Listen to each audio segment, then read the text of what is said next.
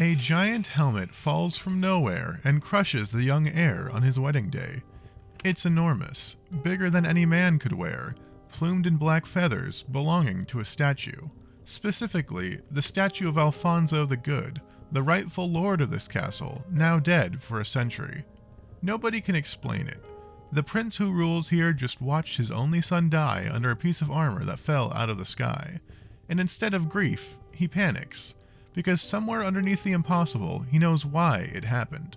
The castle is built on a lie, and the foundation has started crumbling. That scene is where the Gothic novel begins. Horace Walpole published the Castle of Otranto in 1764 and, without quite meaning to, invented an entire genre. But here's what everyone gets wrong about it, and about every Gothic story that followed.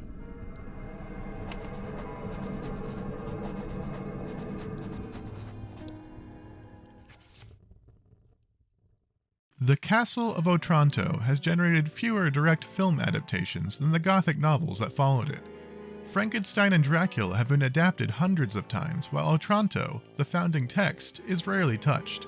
The novel is short, its characters are flat by novelistic standards, and the plot is thin. Film, of course, finds it hard to use a story such as this.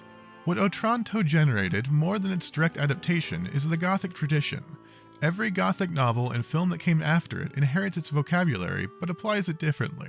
The crumbling castle, the secret passage, the portrait that animates, the supernatural manifestation in an inherited space.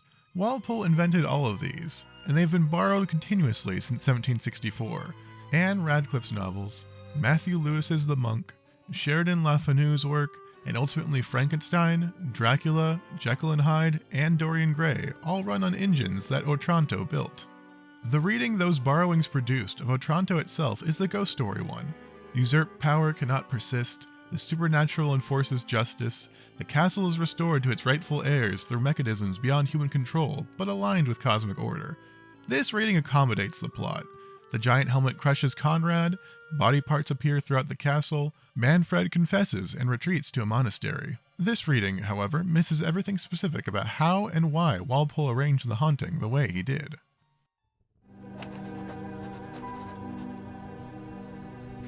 The Castle of Otranto was published in January 1764. Walpole presented it initially as a translation of an Italian manuscript, a fiction he maintained through the first edition and dropped in the second. He subtitled it A Gothic Story, coining the genre label himself. He was a politician, an MP, and the son of Robert Walpole, the first Prime Minister of Great Britain. He lived at Strawberry Hill, a house he spent decades transforming into a Gothic castle, adding towers, battlements, stained glass, medieval architectural details, because he was obsessed with the relationship between architecture and inheritance, with what buildings carry forward from those who built them, and with what property means when it changes hands. He was writing at a moment when English property law was intensely contested, when the legitimacy of aristocratic inheritance, the rights of those who held land against those who claimed it by older right, were live political questions. The Castle of Otranto uses the conventions of historical romance to confront these questions directly, turning the Gothic mode into a vehicle for political argument. This is episode 5 of 6 in the Gothic series, part of an ongoing project about how beloved book-to-screen adaptations quietly change the warnings their authors were actually making, misunderstand the meaning, and where those changes happen.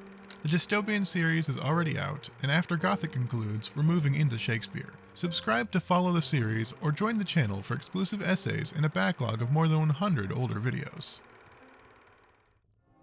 Manfred's grandfather poisoned Alfonso and forged documents to claim the title.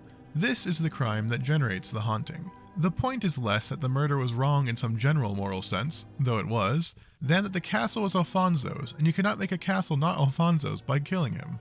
You can change who lives there, but not what it is. The Gothic machinery Walpole invents is designed to make this specific argument visible. Every supernatural manifestation in the novel is Alfonso's property asserting its ownership. The helmet, his helmet from the statue, falls on the wedding day that was supposed to secure Manfred's dynasty forward into the next generation. The portrait of Alfonso leaves its frame and walks the corridors. The mysterious body parts that appear throughout the castle are Alfonso's body distributed through the structure he still inhabits. Let's return back to the timing of the manifestations, because Walpole is precise here and we need to be as well. As we mentioned, the helmet falls on the wedding day, the day inheritance was supposed to pass to the next generation. The marriage of Conrad to Isabella would have produced an heir, and the helmet falls before that can happen, precisely when Alfonso's claim is most directly threatened. This is not some random supernatural interference. The prophecy that the castle and lordship of Otranto should pass from the present family whenever the real owner should be grown too large to inhabit it describes the eventual failure of Manfred's occupation. His family has spent generations containing the original usurpation within the ordinary structure of inheritance, titles, marriages, heirs, and possession. Alfonso's expanding ghost turns that containment literal. He grows until the castle can no longer hold him, just as the history Manfred inherited could no longer be contained by the dynasty built over it.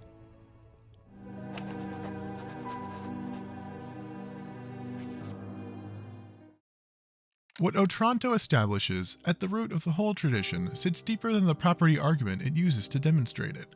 A Gothic novel reaches for the supernatural at the exact point where a rupture in a stable order has outgrown every ordinary means of correction. Manfred's title is a matter of public record, upheld by 100 years of law, memory, and unchallenged tenure. Nothing in the ordinary machinery of Otranto, no court, no witness, and no document, has the standing to reopen a claim already settled and long public. And that is precisely why the correction has to arrive as a helmet falling from a clear sky and a portrait walking out of its frame, the only mechanism left once every ordinary corrective has already run out, not a decoration layered on top of a property argument. That is the pattern the series keeps finding under a different mechanism every time. A creature has to open its eyes because no ordinary reckoning was going to reach a father who simply walked away. A count has to cross an ocean because Victorian law, medicine, and journalism has no category built to catch him. A potion has to split one man in two because a code requiring virtue left no ordinary space for what it excluded. Otranto is where the machine gets built for the first time. Whenever a story reaches for the supernatural, the reach itself is a signal that something underneath has broken further than the world's normal correctives can follow. What the text actually carries is Manfred, the novel's most fully realized character, whom the novel does the unusual dignity of taking seriously. He knows the prophecy, the crime, and that his hold on Otranto is built on a violation no amount of occupation can resolve, and he conducts a coherent rearguard action against the truth he has already acknowledged. The castle does not defeat him suddenly. It's the accumulation of a claim that was always present, each manifestation a piece of the building stating what it is, until the helmet falls in the courtyard on the wedding day, the moment historical crime was about to deepen by one more generation. The castle knew, and the castle answered, because nothing smaller than a haunting was left that could.